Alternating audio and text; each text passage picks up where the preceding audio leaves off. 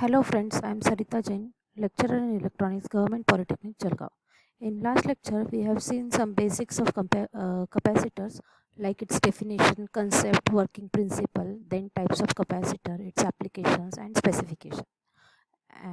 Today, we are going to have color coding of capacitor and how to connect capacitor in the circuit that we are going to see.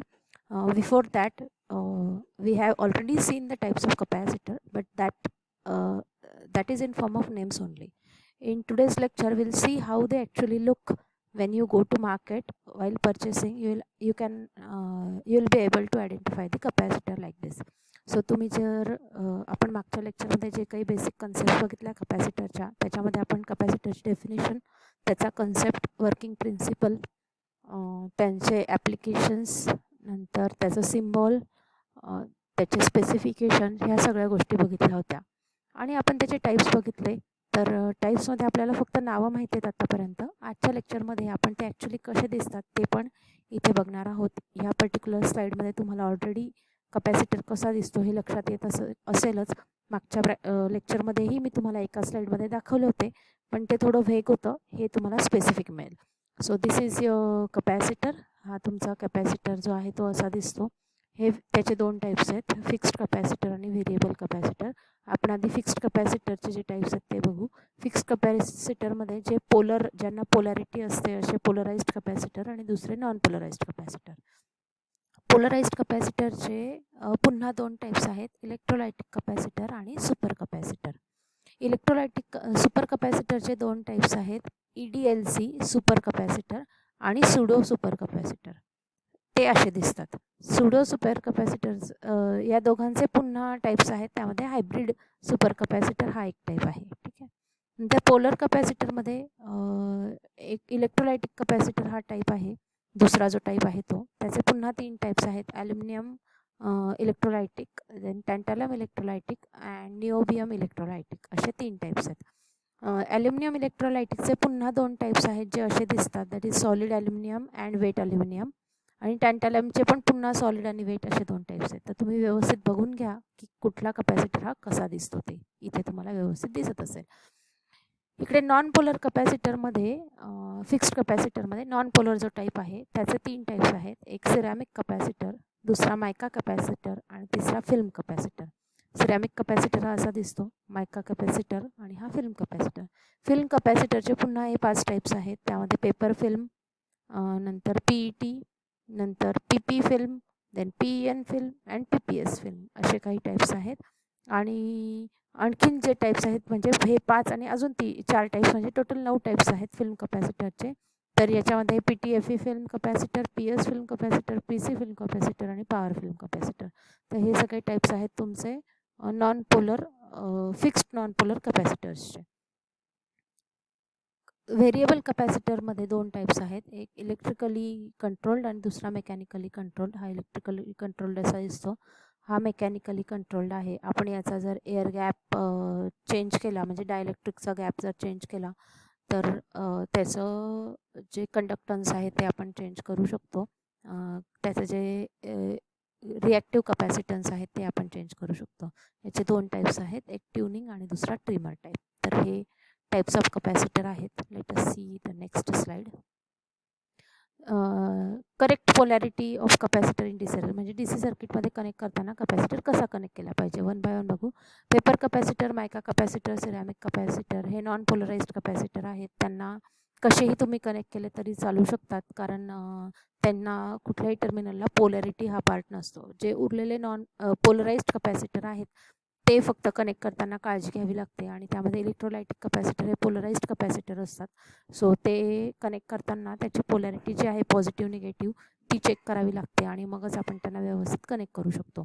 The electrolytic capacitor may gate punctured जर आपण त्याची proper polarity बघून त्याला connect केला नाही, incorrect पोलॅरिटीने connect केला तर तो खराब होऊ शकतो, पंचर होऊ शकतो किंवा बर्न होऊ शकतो. सो त्याचं डॅमेज अवॉइड करायचं असेल तर त्या केसमध्ये आपण इलेक्ट्रोलायटिक कपॅसिटरची पोलॅरिटीज जे आहेत ते चेक करायला लागेल. यामध्ये एक टर्मिनल पोलॅरिटी म्हणजे काय, तर एक टर्मिनल पॉझिटिव्ह असेल, दुसरं निगेटिव्ह असेल तर ते पोलॅरिटी झाली.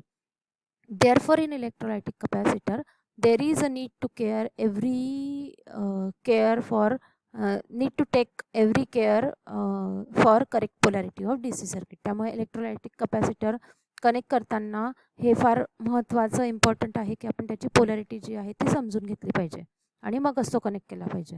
The positive lead to a capacitor should be connected to positive terminal of circuit and vice versa. म्हणजे पॉझिटिव्ह टर्मिनल जे आहे ते सर्किटला जो सप्लाय येतो पॉझिटिव्ह त्याला कनेक्ट झाला पाहिजे, निगेटिव्ह हे ग्राउंडला असलं पाहिजे किंवा म्हणजे तेच वाईस वर्सा म्हणजे निगेटिव्ह हे ग्राउंडला किंवा निगेटिव्ह टर्मिनलला असला पाहिजे जो सप्लाय येतो त्याच्या, आणि पॉझिटिव्ह टर्मिनल हे पॉझिटिव्हला असलं पाहिजे. इलेक्ट्रोलायटिक कपॅसिटर हे AC साठी यूज होत नाहीत. का यूज होत नाही? अल्टरनेटिंग करंट जिथे असतो त्या ठिकाणी यूज होत नाही. का होत नाहीत ते बघूयात. The electrolytic capacitor is a polarised capacitor and it has 2 fixed polarities, positive आणि निगेटिव्ह. पोलराइज्ड कपॅसिटर आहे, 2 फिक्स्ड पोलॅरिटी आहेत, एक पॉझिटिव्ह आहे, निगेटिव्ह आहे. The positive lead of capacitor must be connected to positive terminal of a circuit. Hence, the DC voltage across the electrolytic capacitor should not be reversed. Positive polarity जी आहे ती पॉझिटिव्हलाच connect केली पाहिजे आणि negative lead जे आहे कपॅसिटरचं ते negative polarity of DC सोर्सला कनेक्ट केलं पाहिजे आणि ते रिव्हर्स करता कामा नये. तसं केलं तर तो डॅमेज होऊ शकतो, पंक्चर होऊ शकतो. हे आधीच मी तुम्हाला सांगितलेलं आहे. In the DC of correct polarity or AC voltage is applied across the, जर आपण इनकरेक्ट DC कनेक्ट केला सर्किटला कपॅसिटरला किंवा AC व्होल्टेज अप्लाय केला तर dielectric will affect and large current may flow through it. आणि त्याचा इफेक्ट जो आहे तो त्यामध्ये जे डायलेक्ट्रिक मटेरियल आहे त्याच्यावर होईल आणि एक तर ते मटेरियल डॅमेज होईल आणि त्यामुळे खूप हाय करंट फ्लो होण्याचे चान्सेस इथे आहेत.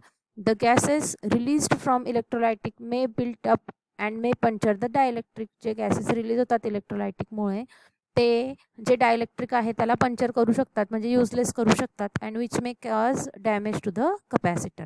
दिस may explode or puncture the dielectric due to AC supply. त्यामुळे जो डायलेक्ट्रिक आहे तो एक्सप्लोड होऊ शकतो यामधला. त्यामुळे बऱ्याचशा सर्किटमध्ये जे नॉन पोलराइज्ड कपॅसिटर आहेत तेच यूज होतात. Therefore electrolytic capacitors are not useful in AC circuits but they are useful in DC circuits. आणि या सगळ्या रिझन्समुळे ते AC सर्किटमध्ये वापरले जात नाहीत तर DC सर्किटमध्ये फक्त यूज करता येतात. कपॅसिटर कलर कोडिंग आपण बघणार आहोत पुढे. बेसिकली यांचे जे चार्ट्स आहेत कपॅसिटर कलर कोडिंगचा तो similar to your inductor and resistor colour कोडिंगचा जो चार्ट आहे तसाच आहे. याच्यामध्ये कपॅसिटन्सची व्हॅल्यू एक तर बॉडीवर प्रिंटेड असू शकते किंवा कलर कोड दिलेला असू शकतो. तर most of the capacitors have value of capacitance printed on the body. जे मोस्टली इलेक्ट्रोलायटिक कपॅसिटर जर असतील त्यावर तर डायरेक्टली व्हॅल्यू जी आहे ती प्रिंट केलेली असते. If it has a code, जर त्यावर कपॅसिटन्सची व्हॅल्यू प्रिंट केलेली नसेल आणि कोड असेल तर table is same as that of your, जे मी तुम्हाला आधी सांगितलं रेजिस्टरचा जसा टेबल आहे तसाच सेम टेबल आहे, फक्त टॉलरन्समध्ये काहीतरी चेंजेस होत असतात. Pico factor is the basic. जसं तुमच्या इंडक्टरमध्ये मायक्रो हेनरी हे बेसिक युनिट आहे, रेजिस्टन्समध्ये ओहम हे युनिट आहे. ज्यावेळेस आपण कलर कोडिंगवरनं रेजिस्टरची व्हॅल्यू कॅल्क्युलेट करतो त्यावेळेस इंडक्टरमध्ये मायक्रो हेनरी युनिट आहे. ज्यावेळेस आपण कलर कोडवरनं इंडक्टरची व्हॅल्यू कॅल्क्युलेट करतो त्यावेळी. सिमिलरली कपॅसिटरमध्ये पिको फॅरेड हे युनिट आहे. ज्यावेळेस आपण कलर कोडवरनं कपॅसिटरची व्हॅल्यू कॅल्क्युलेट करतो त्यावेळी, म्हणून मी त्याला इथे बेसिक युनिट असं म्हटलेलं आहे. एक्झाम्पल बघूया. जसं सिरॅमिक कपॅसिटर आहे आणि नॉर्मली कलर कोडिंग किंवा जे प्रिंटिंग आहे ते कशा पद्धतीचं असतं तर अशा पद्धतीचं असतं. 1 बाय 1 आपण एक 4-5 एक्झाम्पल मी घेणार आहे. ते जर सिरॅमिक कपॅसिटर असेल आणि त्याच्या बॉडीवर जर 2K2 असं प्रिंटेड असेल तर त्याची व्हॅल्यू कशी असेल तर या व्हॅल्यूमध्ये हा जो K आहे आतमध्ये तो पॉईंट इंडिकेट करतो, त्याला आपण नंतर बाहेर काढायचा. So 2K2 is 2.2K, 2.2 kilo picofarad. ठीक आहे. पिकोफॅरेड इज बेसिक युनिट आणि K म्हणजे 10⁻³ so it is 2.2 into 10⁻³ picofarad. आणि जर आपण याला युनिटमध्ये कन्व्हर्ट केलं नियर बाय, हा 10⁻³ पिकोफॅरेडमध्ये ॲड केला. पिकोफॅरेड म्हणजे किती असतं तर 10⁻⁻12 असतं. सो 10⁻³ - 12 दॅट इज -9, म्हणजेच 2.2 into 10⁻⁹ farad and that is nothing but your 2.2 nano farad. So 2K2 असा प्रिंट केलेला असेल कपॅसिटरवर, सिरॅमिक कपॅसिटरवर, तर त्याची व्हॅल्यू असते 2.2 nano farad. If ceramic capacitor have 105 printed on it, तर पहिले दोन जे आहेत ते डिजिट इंडिकेट करतात, तिसरा मल्टिप्लायर इंडिकेट करतात. नॉर्मली जे कपॅसिटर आहेत त्यावर टॉलरन्स जर नंबरच्या फॉर्ममध्ये कोडिंग असेल तर त्यावर टॉलरन्सची व्हॅल्यू प्रिंटेड नसते. त्यासाठी तुम्हाला त्याचं जे युजर मॅन्युअल आहे किंवा मॅन्युफॅक्चररने प्रोव्हाइड केलेलं मॅन्युअल आहे ते रेफर करावं लागेल. So if ceramic capacitor have 105 printed on it, तर त्याची व्हॅल्यू कशी असते, तर त्याची व्हॅल्यू आपण अशी कॅल्क्युलेट करतो की याच्यामध्ये पहिले दोन जे आहेत ते डिजिट इंडिकेट करतात आणि तिसरा मल्टिप्लायर इंडिकेट करतो, जे मी तुम्हाला आधीच सांगितलं आहे. So first two numbers are digits and third indicates multiplier. So आपण याची व्हॅल्यू कशी घेणार, 10 × 10⁵ पिको फॅरेड जे तुमचं बेसिक युनिट आहे. सो 10 × 10⁵ पिको फॅरेड म्हणजेच 10⁶ पिको फॅरेड. आणि 10⁶ पिको फॅरेडला जर आपण छोट्या युनिटमध्ये कन्वर्ट करायचं झालं तर मोठ्या युनिटमध्ये कन्वर्ट करायचं झालं तर पिको फॅरेड म्हणजे -12 असतो. So 6 - 12 is 10⁻⁶. सो 10⁻⁶ म्हणजे micro farad. So 10⁶ pico farad is equal to 1 micro farad. अशा पद्धतीने हे कपॅसिटरचं कलर कोडिंग आहे. एक एक्झाम्पल आहे, ते जे होतं ते नंबरिंगच्या फॉर्ममधलं कोडिंग होतं, डिजिटच्या फॉर्ममधलं कोडिंग होतं. आता कलर कोडिंग कसं असेल ॲक्च्युअल ते बघूयात. सर हा जो आहे पहिला हा मेटलाइज्ड पॉलिस्टर कपॅसिटर आहे आणि हे सिरॅमिक किंवा डिस्क कपॅसिटर आहेत. सो आपण हे कन्सिडर करूया. त्याच्यामध्ये ए जो आहे तो पहिले दोन जे आहेत ए बी हे जे डिजिट इंडिकेट करतात, डी हा मल्टिप्लायर इंडिकेट करतो. टॉलरन्स इथे नॉर्मली मी तुम्हाला जसं म्हटलं की प्रिंटेड नसतो, काहीमध्येच प्रिंटेड असतो.